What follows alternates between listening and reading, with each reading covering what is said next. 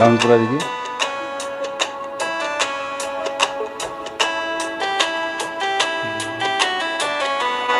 इसमें मुझे तो लग नहीं रहा। लगेगा ना, हो नहीं रहा। इसको साउंड बढ़ाइए। पूरा साउंड है। हाँ, नहीं नहीं पूरा नहीं, आधा है। हाँ बस थोड़ा कम, बस हो गया।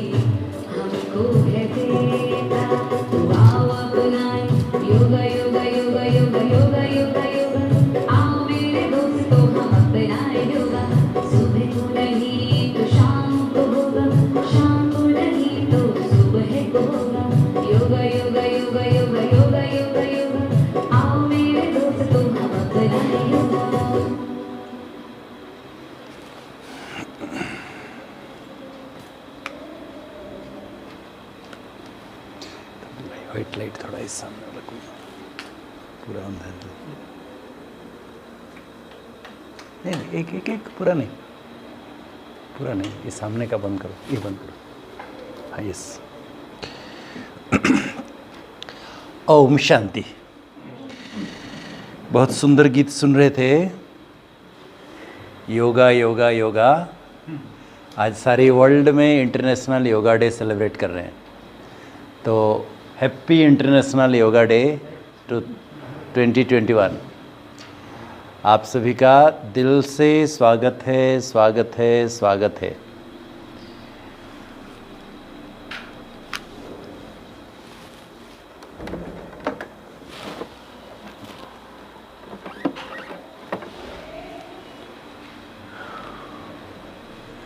So, international yoga day 21 June celebrated by Brahma Kumaris. हम आज सारी वर्ल्ड में, विश्व भर में बड़े धूमधाम से सभी सेलिब्रेट कर रहे हैं, तो ब्रह्मा कुमारीज तरफ से भी हम सेलिब्रेट कर रहे हैं। All credit goes to our honourable prime minister Shri Narendra Modi ji, क्योंकि योगा एक प्राचीन भारतीय विद्या है, किंतु आज सर्वमान्य प्राप्त किया है। सभी देश में irrespective of religion, caste, creed, सभी इसको मान्यता दे रहे हैं। क्यों? क्या ऐसी विशेषता है? अगर खाली ये आसन होता, एक्सरसाइज होता, तो क्यों मान्यता देते? ज़रूर इसमें कुछ राज होगा। दुनिया में आज एक दिन बड़े धूमधाम से मनाते हैं। मुझे याद है, मैं फर्स्ट इंटरनेशनल योगा डे में सेंट पीटर्सबर्ग में था, रसिया में। संतोष दीदी याद की थी, गए थे। मैं सेकेंड को शायद इंडिया में था, थर्ड को मैं आई वॉज इन कनाडा। वहाँ एक बहुत बड़ा फील्ड में बहुत बड़े बड़े होर्डिंग, बैनर्स लगे हुए थे, और वहाँ बहुत अच्छे डीजे साउंड सिस्टम लगा के बहुत अच्छा भजन बजा रहे थे। इंडियन हिंदी मूवी सॉन्ग्स, भजन, बहुत सुंदर सुंदर गीत बजा रहे थे। और वहाँ सब कपल्स देखा मैं, कितने सारे कपल्स आके वहाँ सब जिम्नास्टिक कर रहे हैं। जिसको देखो सब जिम्नास्टिक कर रहे हैं और कह रहे हैं हम योगा सेलिब्रेट कर रहे हैं।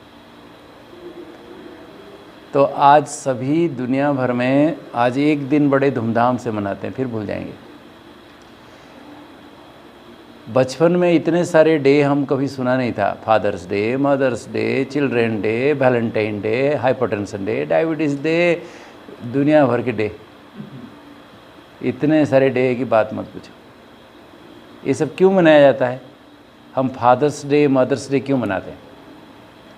उस दिन विशेष हमारे माता पिता को हम अपने प्रेम की अभिव्यक्ति करते हैं, कुछ ना कुछ गिफ्ट्स लेते हैं, सौगात, सम्मान देते हैं।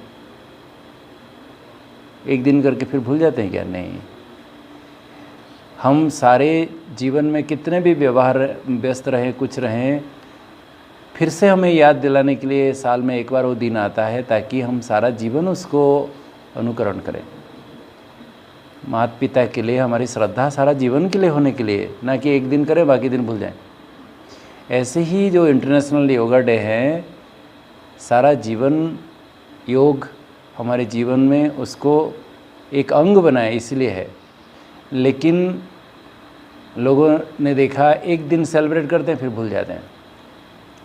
आज 21 जून को इंटरनेशनल योगा डे कहा जाता है, लेकिन कल जो 22 है, 22 जून को कौन सा दिन के रूप में मनाया जाता है जानते हो? सारे वर्ल्ड में 22 जून को क्या है, कौन सा दिन पता है?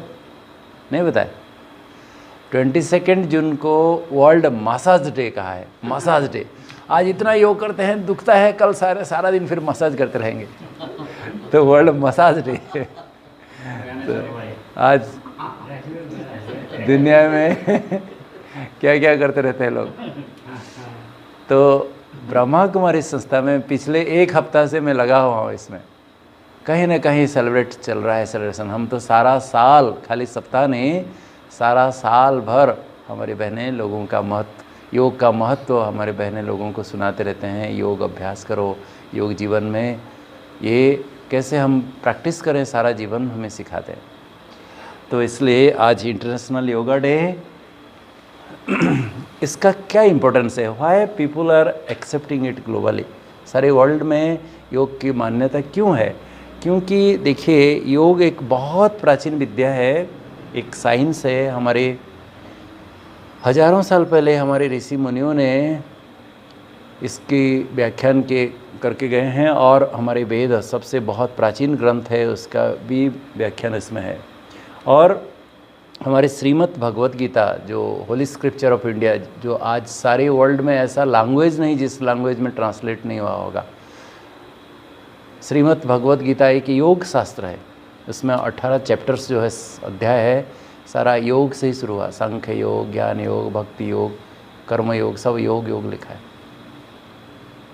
तो योग एक प्राचीन विद्या है, और योग मनुष्य को वास्तव में एक पॉजिटिव वे ऑफ लाइफ कैसे जीना है हमें सिखाता है।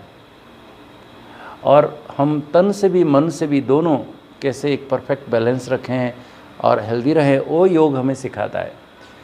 और परमात्मा प्यार में हम खो जाएं और परमात्मा के गुणों को अपने जीवन में अपनाएं और उनका स्वरूप बन जाएं, इसका लक्ष्य यही है। और योग हमें हमारे जीवन में दिव्यता लाता है, तो जिससे मनुष्य देवतुल्य बन जाता है, वो ज़्यादा डिसिप्लिन हो जाता है, स्व अनुशासित होता है, कर्तव्य परायण हो जाता है, दायित्वबोध उसको रहता है और एक उदाहरण मूर्त बन जाता है। और ये योग वास्तव में एक संस्कृत वर्ड से आया है, इस जजूर शब्द से। जजूर शब्द का अर्थ है यूनियन। आध्यात्मिक अर्थ में आत्मा का परमात्मा से मिलन का नाम है योग। वो कैसे होगा? आत्मा भी हम नेत्र से देखते नहीं हैं, परमात्मा को भी देखते नहीं, ये संकल्प द्वारा ही होता है। It has nothing to do with our body. और रेगुलर प्रैक्टिस करने से हम ईश्वर अनुरागी बन जाते हैं, हमारे जीवन में बहुत सारे मोरल वैल्यूज़ आते हैं, हम दिव्य गुण मूर्त बन जाते हैं, एथिकल वैल्यूज़, मोरल वैल्यूज़ हमारे जीवन में आते हैं, हमारा जीवन वैल्यूएबल हो जाता है, हम सदा के लिए निरोगी बन जाते हैं, एवर हेल्दी, एवर हैप्पी बन जाते हैं। योग वास्तव में मनुष्य के अंदर दिव्यता, मनुष्य को डिविनाइज कराता है और सबके प्रति शुभकामना, शुभभावना होने के कारण ये विश्व एक परिवार सा, वसुधैव कुटुंबकम की भाषा सबको आती है और विश्व एकता संसार में हो जाती है। इसलिए आज योग सर्वमान्य है, सभी इसको मान्यता दे रहे हैं। परंतु अनफॉर्चुनेटली मैं कहूँगा कि आज मनुष्य इसको एक पोस्चरल एक्सरसाइज ही बना दिए हैं। आज मनुष्य इसको सिर्फ एक्सरसाइज समझ ले हैं और आजकल तो इसको कमर्शियलाइज भी कर दिया गया है, उसको बिजनेस भी बना दिए हैं लोग। परंतु योग आज लोग वास्तविक उसका जो लक्ष्य है, अभिप्राय है, कैसे प्रैक्टिस करना, वो तो भूल चुके हैं। हमारे हजारों साल पहले महर्षि पतंजलि अष्टांग योगा हमको सिखा के गए थे। वो योग क्या है और हमारे श्रीमद् भगवत गीता में भगवान जो हमको योग सिखाते हैं वो क्या है, थोड़ा मैं आपको स्पष्टीकरण करता हूँ। योग, अष्टांग योग जो महर्षि पतंजलि सिखा के गए थे, उसमें 8 अंग है, इसलिए अष्टांग कहा जाता है। क्या क्या है? देयर आर 8 लिम्स: संयम, नियम, आसन, प्राणायाम, प्रत्याहार, धारणा, ध्यान और समाधि। ऐसे 8 बातें जो है, वो पहला 4 जो है संयम, नियम, आसन, प्राणायाम, ये इसको बहिरंग कहा जाता है, एक्सटर्नल लिम्स है। अर्थात ये हमारा शारीरिक डिसिप्लिन इसमें हमें सीखने के लिए मिलता है। और जो लास्ट 4 है प्रत्याहार, धारणा, ध्यान, समाधि, इससे हमारा अंतरात्मा की डिसिप्लिन आती है इसमें। तो इसलिए ये दोनों जो बताया गया था, आज लोग इसमें से बाकी अंग तो भूल गए हैं, खाली आसन को ही पकड़ के बैठे हैं और आसन ही करते रहते हैं और सोचते हैं कि मैं योग कर रहा हूँ। योग मनुष्य के जीवन को अनुशासित कराता है, हमारे जीवन में अनुशासन आता है। संयम अर्थात इसमें 5 बातें महर्षि पतंजलि ने हम सभी को सिखाया। ये 5 बातें क्या क्या है? अहिंसा, सत्य, अस्तेय, अस्तेय माने चोरी नहीं करना, ब्रह्मचर्य, अपरिग्रह, अपरिग्रह माना संग्रह करने की वृत्ति ना हो, हमारे पास जितना चाहिए उतना रखें, एक्स्ट्रा एक्यूमुलेट ना करें। तो ये 5 डिसिप्लिन, ये सोशल डिसिप्लिन है। हमारे समाज में डिसिप्लिन के लिए ये 5 बातें हमारे जीवन में नियम हो, संयम हो, ये हमको सिखाए। और नियम 5 बातें, और 5 बातें क्या क्या है? शौच, संतोष, तपः, स्वाध्याय, ईश्वर प्रणिधान, ये अपना पर्सनल डिसिप्लिन है। हमारे व्यक्तिगत जीवन में क्या क्या डिसिप्लिन आए? शौच माना शुद्धि, हम शारीरिक मानसिक शुद्धि कैसे करें, और संतोष, कैसे हम जीवन में सेटिस्फाइड रहें, संतोष रहें। तपह करें, अर्थात मैं आगे बताऊंगा आपको। तो इससे हमारा पर्सनल डिसिप्लिन आती है। आसन हमारा फिजिकल डिसिप्लिन है, शरीर को ठीक रखें। और प्राणायाम हमारी प्राणिक एनर्जी की डिसिप्लिन है, हमारे एनर्जी को हम वेस्ट ना करें। और प्रत्याहार हमारे माइंड डिसिप्लिन है।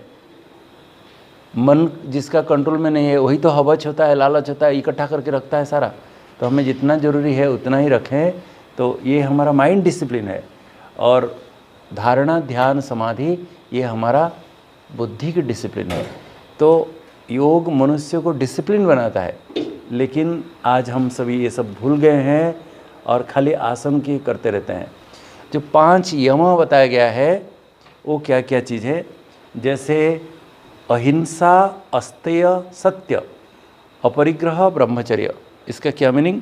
अहिंसा माना हमें क्या नहीं करना है। ये संयम, 5 संयम जो बताया गया है, हमारे जीवन में हम क्या नहीं करें वो सिखाया गया है, बताया गया है। हमें हिंसा नहीं करनी है, हमें चोरी नहीं करना है, हमें झूठ नहीं बोलना है, हमें संग्रह करने की वृत्ति नहीं रखनी है, और हम ब्रह्मचर्य का पालन करें, जननेंद्रिय को संयमित रखें। तो यही 5 डिसिप्लिन सिखाया गया था। लोग तो ये करते नहीं हैं, जीवन में वाक् संयम नहीं है। भले कपालभाति दिन में 100 बार कर रहे हैं, अनुलोम विलोम कर रहे हैं, शीर्षासन, बक्रासन, मुर्गासन कर रहे हैं, लेकिन अपना जीव का कंट्रोल है ही नहीं। किसकी निंदा कर रहे हैं, किसकी ग्लानि कर रहे हैं, किसको डांट रहे हैं। तो कहाँ योग है? कौन सा योग? पहले यम ही नहीं किया तो योगी कहाँ है? तो इसलिए ये 5 संयम और 5 नियम क्या है, ये अपने लिए है। क्या क्या है इसमें? शौच, संतोष, तपः, स्वाध्याय, ईश्वर प्रणिधान। शौच माना शारीरिक शुद्धि, मानसिक शुद्धि, इसको प्यूरिटी कहा गया है। इस प्रकार संतोष, कंटेंटमेंट, और तपः हमारे कर्मेंद्रियों को, मन को कैसे संयमित रखें, और साथ साथ स्वाध्याय करें और ईश्वर सरेंडर करें। ये हमारे पर्सनल डिसिप्लिन के लिए बताया गया था। और आसन वास्तव में परमात्मा को याद करने के लिए मेडिटेशन में बैठने का पोस्चर को आसन कहा जाता है। तो महर्षि पतंजलि ने कभी इतने वैरायटी बताया नहीं। आप अगर योग सूत्र पढ़ेंगे, महर्षि पतंजलि ने एक ही कहा है, सुखासनम, आप कंफर्टेबली बैठो बस, और कोई ज़रूरत नहीं। आप अगर योग सूत्र पढ़ेंगे तो उसमें महर्षि पतंजलि ने कहा स्थिर सुखासनम, बॉडी हिले डुले नहीं, स्थिर होके आराम से कंफर्टेबली बैठो, भगवान को याद करो। The meditation posture should be steady and comfortable, योग सूत्र में वर्णन है। लेकिन हजारों साल के बाद लोगों ने इसको बात को बतंगड़ बना दिया। हठ योग शुरू हो गया और हठ योग प्रदीपिका में 84 प्रकार का आसन बता दिया, और अभी तो इसको लोगों ने एक्सरसाइज बना दिया। और आज देखो कितने वैरायटी ऑफ आसन बताया गया है। सो letter extended in hatha yoga and modern yoga as exercise to any types of poses और position, just like reclining, standing, inverted, twisting, balancing, ये सब बना दिया। ये महर्षि पतंजलि ने तो सिखाया ही नहीं था। तो इसको बाद में लोग इतने प्रकार के आज इतने वैरायटी बना दिए, सवेरे से लेकर रात तक लगे रहो तो भी पूरा नहीं कर सकते हो। इसी प्रकार इसको एक्सरसाइज बना दिया। इसी प्रकार प्राणायाम अर्थात प्राणी की एनर्जी को, ब्रेथ को कंट्रोल करें। हमारे जैसे एनर्जी और एनर्जी को वेस्ट नहीं करते, हमारे ब्रेथ देखा जाता है, हम सांस भी एकदम धीमी धीमी लें। इसको हमारे प्राण, इसको प्राणिक क्रिया कहा जाता है। तो इसको कैसे कंट्रोल में रखें वो महर्षि पतंजलि बताया था, लेकिन लोग उसको भी एक्सरसाइज बना दिए। प्राण माना वाइटल एनर्जी एंड अयम माना कंट्रोल, हमारे ब्रेथ को कैसे कंट्रोल करें वो सिखाया। इसको भी लोगों ने एक्सरसाइज बना दिया। इसको भी भास्त्रिका, कपालभाति, अनुलोम विलोम, भ्रमरी, क्या क्या सारा 1000 प्रकार का, तो इसको भी लोगों ने एक्सरसाइज बना दिया। और प्रत्याहार, जैसे कछुआ जब चाहे अपने कर्मेंद्रियों को बाहर निकालता है, जब चाहे विड्रॉ कर लेता है, ऐसे ही आज कछुआ में भी अक्ल है। बाबा कहते हैं लोगों में अक्ल नहीं है, अपने कर्मेंद्रियों को कहाँ कैसे। तो जो योगी होता है अपने कर्मेंद्रियों को अंतर्मुखी बना देता है, सेंस ऑर्गन्स को इंट्रोवर्टेड कर लेता है। तो यही प्रत्याहार है, समेट लेना, अंतर्मुखी बना लेना, विड्रॉ कर लेना सेंस ऑर्गन्स को। इस प्रकार धारणा, ध्यान और समाधि, लास्ट में जो बताया, धारणा माना कंसेंट्रेशन, एकाग्रता, और ध्यान माना टू थिंक अप, परमात्मा के बारे में सोचना, और समाधि माना ये समाप्ति है योग की, जिसमें हम परमात्मा के स्वरूप को चिंतन करते करते उनमें एकाग्र हो जाए और मन को बिल्कुल नील स्टेज तक ले जाए, समा जाए उसमें, उसको उन्होंने समाधि कहा है। लोग ये सब तो करते नहीं हैं, बाकी सब खाली आसन करते रहते हैं और कहते हैं हम योगा कर रहे हैं, योगा कर रहे हैं, योगा कर रहे हैं। तो आज विस्मृत हो गया है। ये तो मनुष्य द्वारा सिखाया हुआ योग में बताया, अष्टांग योग, लेकिन श्रीमद् भगवत गीता में भगवान हमको जो योग सिखाए थे उसका नाम है राजयोग। वो राजयोग क्या चीज़ है? Rajyoga is realising the self as a soul and loveful remembrance of the sweetest father supreme soul. स्वयं को आत्मा समझते हुए बड़े प्रेम से, प्यार से पिता परमात्मा को याद करने का नाम योग है। और it is the highest form of yoga taught by God himself mentioned in Shrimad Bhagavad Gita. दुनिया में जितने प्रकार का योग प्रचलित है उसमें से सबसे श्रेष्ठ है राजयोग। सभी योगों का राजा है ये, इसलिए इसको राजयोग कहा गया है। स्वयं भगवान हमको सिखा के गए थे। ये तो विस्मृत हो चुका है पूरा, खाली लोग आसन करते रहते हैं, सोचते हैं कि हम योग कर रहे हैं। देखिए, Rajyoga is an ancient Indian method of treating mental illnesses like depression, anxiety etcetera. जब अर्जुन को बहुत एंग्जाइटी, डिप्रेशन हुआ महाभारत युद्ध में, युद्ध के मैदान में ही बैठ गया, पूरा गांडीव को नीचे पटका के गाल में हाथ रख के, हे प्रभु मेरे हाथ पांव कांप रहे हैं, अभी मैं कुछ नहीं कर सकता हूँ। ऐसे समय पर भगवान ने उसको योग सिखाया। भगवान ने नहीं कहा अभी कपालभाति 100 बार कर लो, अभी शीर्षासन में आधा घंटा लटक जाओ कहीं, तुम्हारा सब ठीक हो जाएगा। भगवान ने उनको राजयोग सिखाया और अर्जुन सब समझ गया और लास्ट में फिर खड़ा हो गया, कहता है हे प्रभु मैं अभी, मेरा गत संशय हो गया, नष्ट मोहा हो गया, स्मृति लब्ध हो गया, मैं मेरे कर्तव्य में अभी जुट जाऊंगा। तो वही गीता में जो भगवान हम सभी को राजयोग सिखाए थे प्राय विस्मृत हो गया था। आज हमारी ब्रह्मा कुमारी बहनें पुनः इस राजयोग को जन जन तक पहुंचा रहे हैं, उसका वास्तविक अर्थ हमें समझा रहे हैं, सिखा रहे हैं। योग किसे कहा जाता है? गीता में स्पष्ट शब्द में वर्णन है। योगी किसे कहा जाता है? भगवान स्पष्ट शब्द में बताए हैं। गीता में वर्णन है, योगी वो है जो बड़े श्रद्धा से और मेरी श्रीमत अनुसार मुझे बड़े दिल से प्यार से याद करता है, वो मेरे योगी है, वो योगी है। देखिए कितना सुंदर शब्द है। योगिनाम अपि सर्वेषां मद्गतेन अंतरात्मना श्रद्धावान भजते यह माम सह में युक्त तमहमत। क्या मतलब? Of all the yogis, he who always remembers me with great faith, abiding by my Srimad, is most intimately united with me in yoga and is the highest of all. सभी योगियों में से सर्वश्रेष्ठ है जो मेरी श्रीमत अनुसार मुझे प्यार से याद करता है। तो भगवान को याद करने का नाम योग है, ना कि शीर्षासन, वज्रासन, पद्मासन, हलासन, चक्रासन, बक्रासन करना। तो इसलिए भगवान ने कभी ये सब नहीं बताया। इसको हठयोग कहा जाता है। श्रीमद् भगवत गीता में तो स्पष्ट शब्द में बताया गया है कि भगवान कहते हैं जो हठयोग करके मुझे कोई प्राप्त नहीं कर सकता है।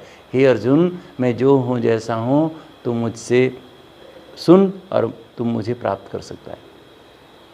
तो भगवान हमें 4 बातें सिखाते हैं: ईश्वरीय ज्ञान, सहज राजयोग और दिव्य गुणों की धारणा और ईश्वरीय सेवा।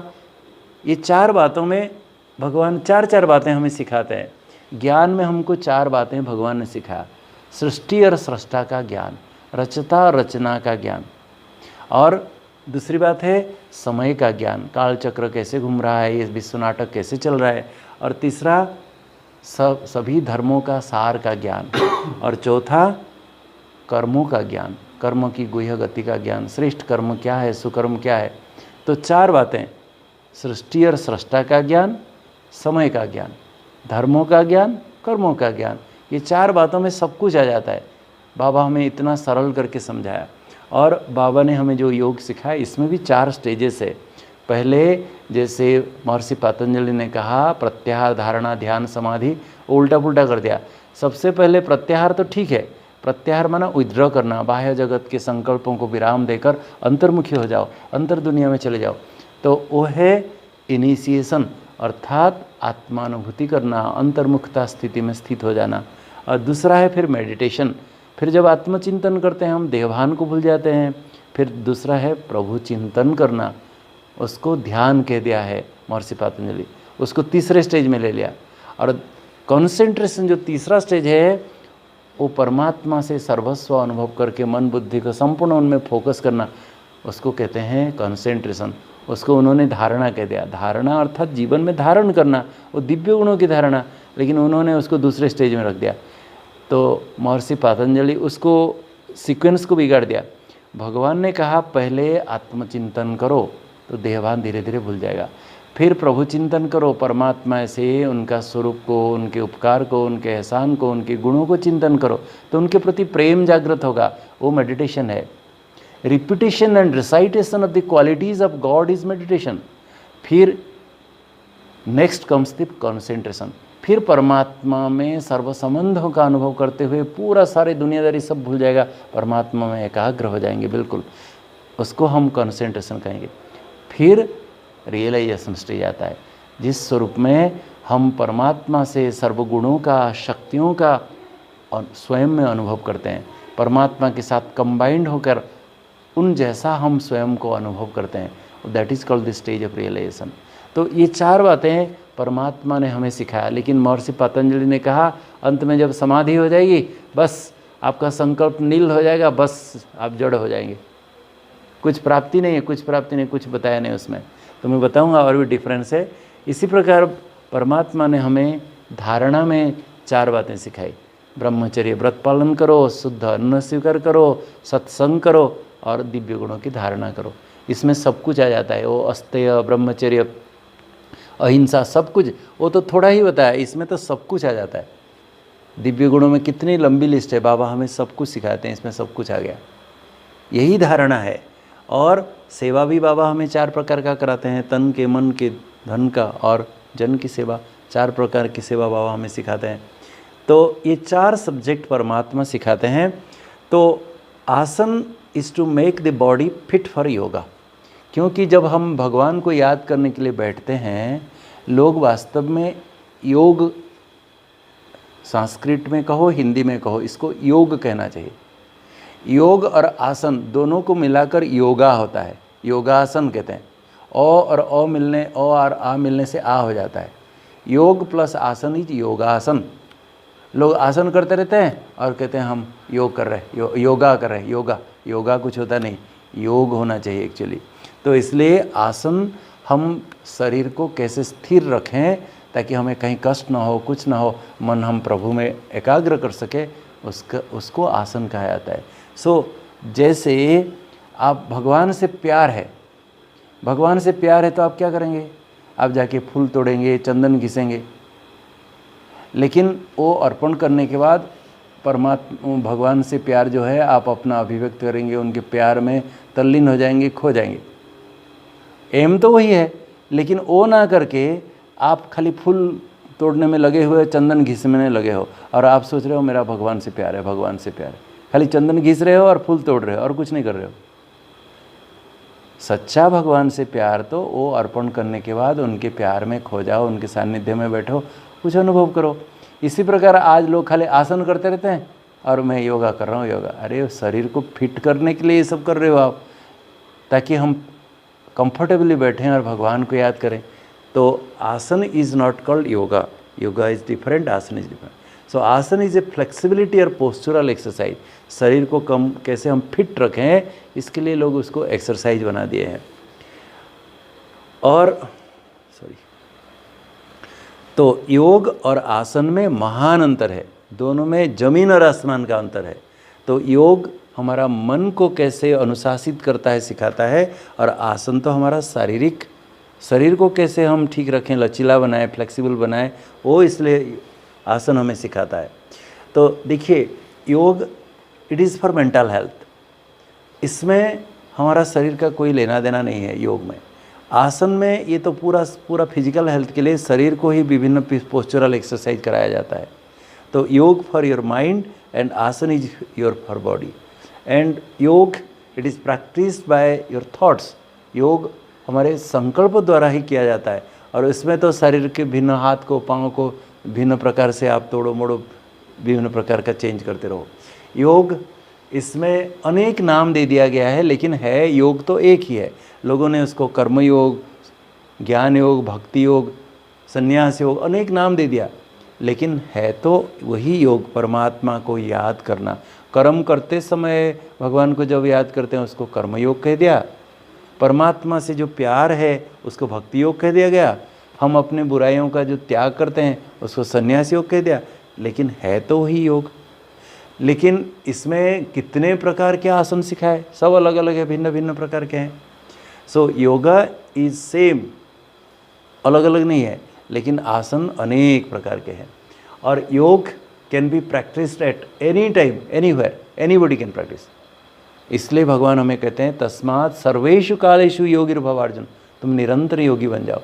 लेकिन आसन सवेरे नहीं कर पाते हो तो शाम को करो, शाम को नहीं करो सवेरे करो।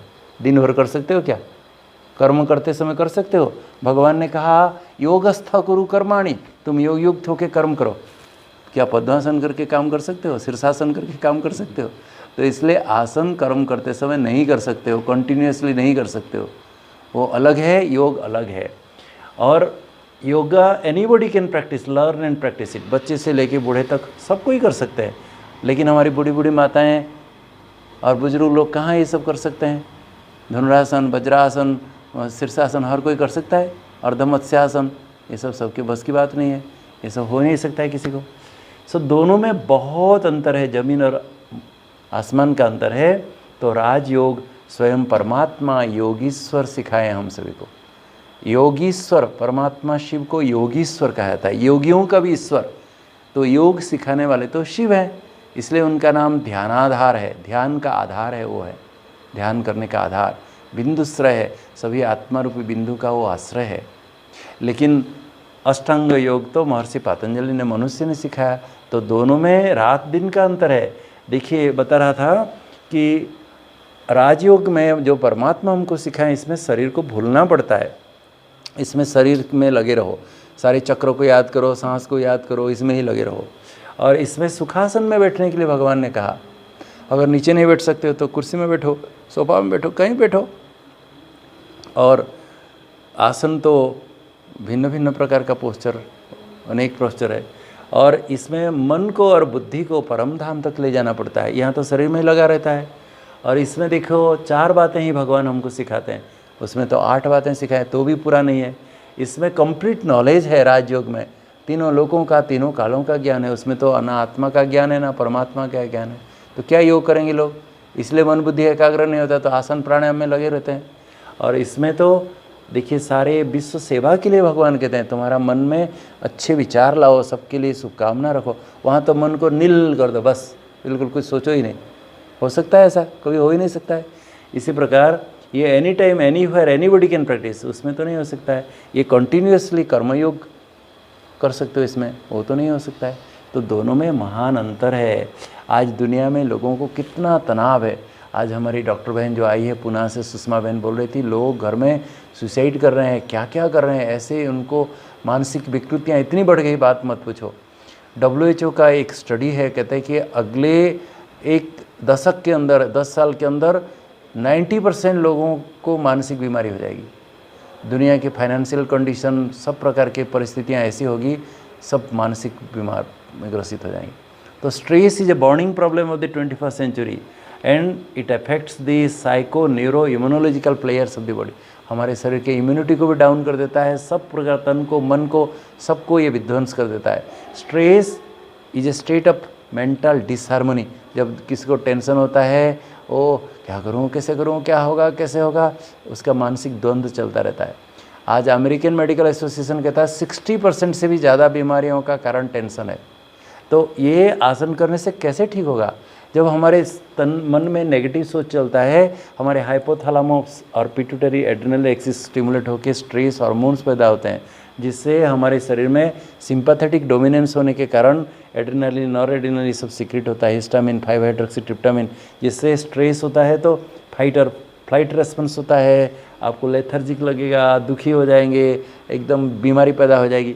लेकिन जब पॉजिटिव सोचते हो, आपका ब्रेन सेल स्टिमुलेट होकर न्यूरोट्रांसमीटर सीक्रेट होते हैं, एड्रेनलिन, इसमें सीरोटोनिन, डोपामिन, ऑक्सीटोसिन, एंडोर्फिन्स आदि, जिससे हमारे पैरासिम्पैथेटिक डोमिनेंस होता है और you have a sense of euphoria, feeling of wellbeing, happy, energetic, healthy feel करते हो।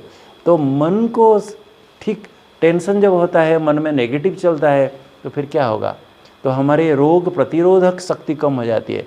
जिसको स्ट्रेस पैदा होता है, नेगेटिव विचार चलता है, वो फिर अपने बॉडी में जो इम्यूनिटी है, बैक्टीरिया, जर्म्स, वायरस हमारे शरीर में घुसने नहीं देते हैं, तो वो सिस्टम को वीक कर देता है, जिसके कारण उनको तुरंत ही बीमारियां पकड़ लेती है। तो आज इम्यूनिटी बूस्टर्स, हमारे इम्यूनिटी को कैसे बढ़ाएं, लोग बहुत बातें सिखाते हैं। कोई कहता है साउंड स्लीप करो, जिसकी नींद कम है उसको फट से बीमारियां पर आएगी। इस प्रकार मेडिटेशन करो, उसमें इम्यूनिटी बढ़ेगी। आप हेल्दी डाइट खाओ तो ही आपकी इम्यूनिटी ठीक होगी। आपके हाथ अच्छी तरह से साफ़ करो, क्लीन करो, नहीं तो बैक्टीरिया, जर्म्स आप हाथ से ही कंटामिनेट करते हो खुद को। और stay calm and do not stress, tension से दूर रहो। डेली एक्सरसाइज करो, आपकी इम्यूनिटी बूस्ट होगी। अगर डॉक्टर आपको कोई इम्यूनिटी बूस्टर्स देते हैं, विदेश में लोगों का डाइट बैलेंस नहीं है, इसलिए वो डेली सप्लीमेंट खाते रहते हैं, तो अगर डॉक्टर आपको प्रेस्क्राइब करते हैं खाओ, आपकी इम्यूनिटी बूस्ट होगी। अल्कोहल, सिगरेट लेने से भी इम्यूनिटी डाउन हो जाती है। इस प्रकार आप वेजिटेबल्स, फ्रूट्स आदि को अच्छी तरह से साफ़ करो, खाओ, उसमें भी इम्यूनिटी बूस्ट होगी। और साथ में और पानी भी सफिशिएंट पीना है। तो डिहाइड्रेशन होगा तो भी इम्यूनिटी कम हो जाएगी। तो ये सब भिन्न भिन्न बातें लोग बताते हैं। और ये भी स्टडी बताता है कि कुछ पोस्चर्स है, पोस्चरल एक्सरसाइज है, जैसे ये उष्ट्रासन, ये चाइल्ड्स पोज जो हम आप करते हो, बालासन, इस प्रकार भुजंगासन, ये सेतुबंधासन, और ये ताड़ासन, ये धनुरासन, ये वृक्षासन आदि, ये सब आसन करने से भी बॉडी इम्यूनिटी बूस्ट होती है, वो साइंटिफिक रिसर्च से। और मेडिटेशन में हम पॉजिटिव सोचते हैं तो इम्यूनिटी तो बूस्ट होना ही है। तो इसलिए पॉजिटिव थिंकिंग मेन बात है। हम जब नेगेटिव सोचते हैं हमारी बॉडी इम्यूनिटी डाउन हो जाती है, स्ट्रेस होता है, बीमारियां पैदा हो जाती है। जब हम पॉजिटिव सोचते हैं, the most powerful force to maintain a good immune system is the power of positive thinking and not allowing your self to be unnecessarily drained emotionally with worries and fears. जब हमारे मन में भय, चिंता, तनाव आता है, क्या करूं, कैसे करूं, वी फील ड्रेन आउट। तो इसलिए मन में सदा सकारात्मक विचार कैसे लाएं, तो स्ट्रेस को मैनेज करने के लिए एक ही मात्र उपाय है, हमारा सोच विचार को ठीक करें। जब हम जैसे सोचते हैं ऐसे बन जाते हैं। हमारे पॉजिटिव सोचेगा तो चेहरा खिला हुआ, नेगेटिव सोचते हैं तो कैसे हालत है देख लो। तो इसलिए हमारे थॉट्स, इमोशंस और बिहेवियर में आपस में बड़ा गहरा संबंध है। जो सोचते हैं उसको थॉट्स कहा जाता है, उसके अनुसार जो फीलिंग आती है उसको इमोशन कहते हैं, जो प्रैक्टिकल करते हैं उसको हम बिहेवियर कहते हैं। जब आप नेगेटिव सोचते हो, स्ट्रेस आता है, यू बिकम सैड, दुखी हो जाते हो, अकेलापन अनुभव होता है, डर लगता है, घबराहट होता है, एजिटेटेड हो जाते हो, जिससे फिर लोग क्या करते हैं, दुखी हो जाते हैं, अकेलापन अनुभव होता है, घर में मर गए सभी, अकेला है, तो बेचारा कैसा अनुभव होगा सोचो। तो फिर स्मोकिंग, अल्कोहल, ड्रग्स ये सब लेना शुरू कर देता है। जब डर जाता है, सिचुएशन से भाग जाने की इच्छा होती है, घबराहट होता है तो रेस्टलेस हो जाता है, एजिटेटेड होता है तो एग्रेसिव हो जाता है, स्ट्रेसफुल हो जाता है। फिर लोग क्या, एसिडिटी होती है, हेडेक होता है, जिसको जो दुखी होता है उसको ही हेडेक होता है। जो अकेलापन अनुभव होता है, जो अकेला अनुभव करता है उस हेडेक होता है। जो दुखी हो जाता है एसिडिटी पैदा हो जाती है। जो डरता है, घबराता है, उसको नींद नहीं आती है, नींद उड़ जाएगी।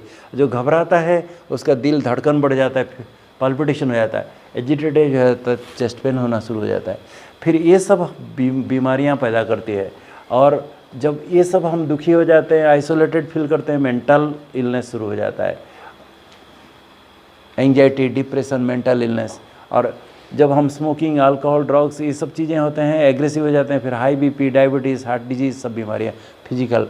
तो हमारे सोच से ही देखो हम कितनी बीमारियाँ पैदा कर देते हैं। जो सोच ठीक हो जाएगा तो ये मेंटल और फिजिकल दोनों बीमारियों से हम मुक्त हो सकते हैं।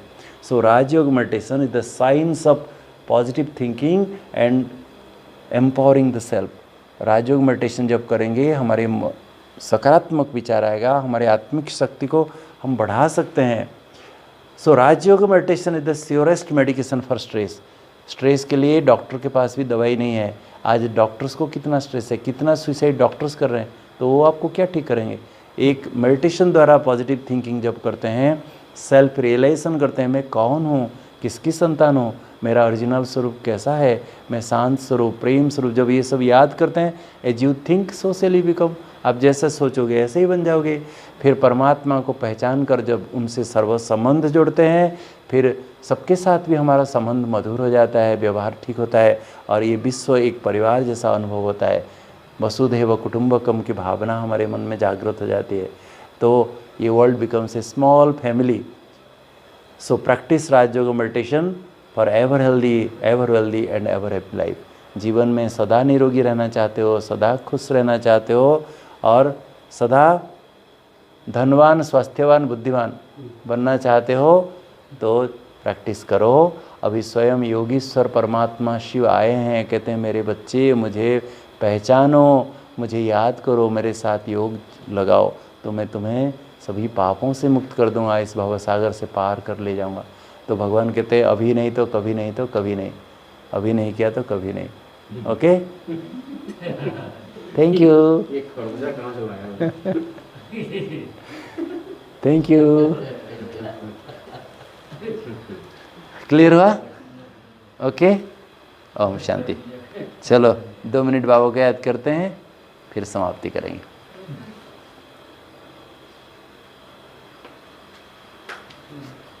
गीत बजाओ भरत भाई, वही गीत बजा दो. उसमें क्या गलतियां हैं आपको समझ में आ जाएगा. लाइए इधर. हाँ ठीक है, लोग खाली आसन करते रहते हैं, उसको योग समझ रहे हैं. आसन is not yoga, it is entirely different.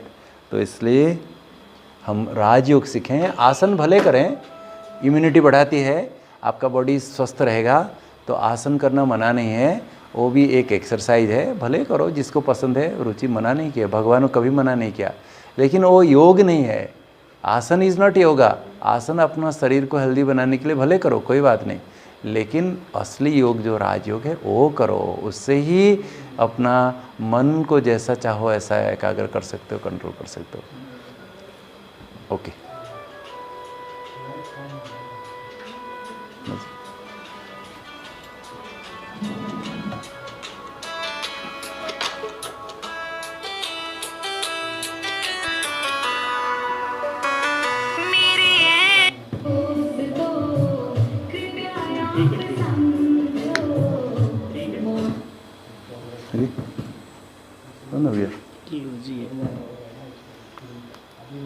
Yes. निकल गया वो. एक मिनट.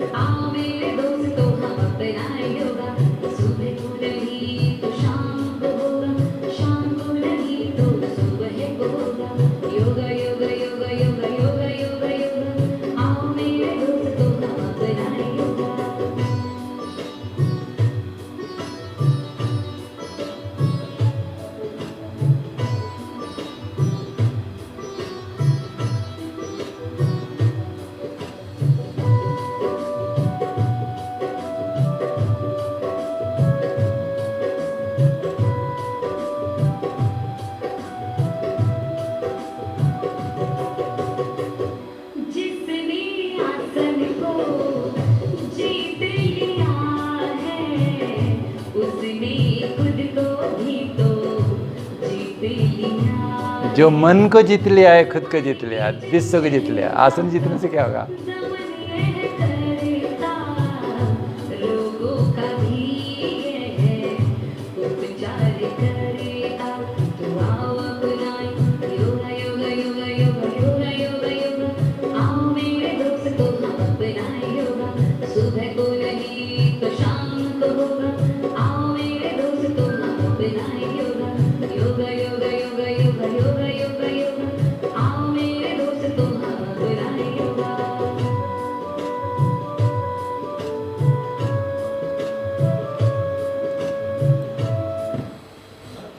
ओम शांति.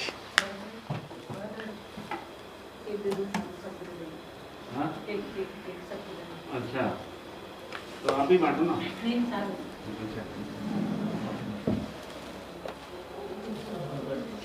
इसको बंद कर दीजिए.